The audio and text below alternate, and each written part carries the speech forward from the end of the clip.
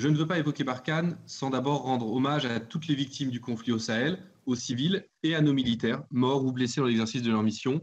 Leur souvenir nous oblige à la gravité, à la pondération, mais aussi à la clarté.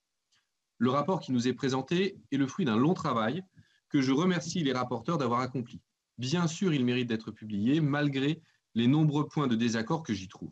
Je regrette, par exemple, qu'il n'aille pas plus loin et que les auteurs n'aient pas choisi de profiter de ce travail pour essayer de chercher à se procurer des éléments matériels concernant le bombardement de Bounty.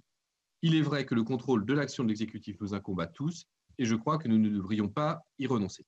Plus généralement, le point de vue des auteurs et celui de mon groupe divergent profondément.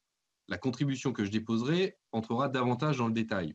Pour l'heure, disons surtout que je ne partage pas l'enthousiasme des rapporteurs qui voient dans Barkhane une opération au bilan, je cite, incontestablement positif.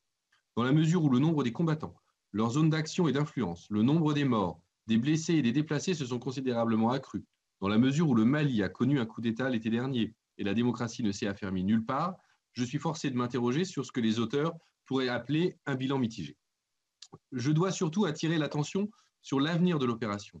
Alors que l'idée et les conditions du retrait de nos troupes devraient être, selon moi, le cœur du texte, il lui substitue l'idée de pérenniser Barkhane, je cite, encore de nombreuses années. Je mets en garde, les populations se résigneront peut-être, mais ne l'accepteront pas. Cette idée d'installer l'opération pour de nombreuses années découle bien sûr du fait qu'on ne se soit pas affranchi de la notion de guerre au terrorisme, qui est une impasse et un bon prétexte à tous les régimes autoritaires pour négocier le parrainage d'une puissance étrangère. Pour ma part, je refuse que Barkhane devienne une version remaniée de la mission Épervier installée au Tchad depuis 1986.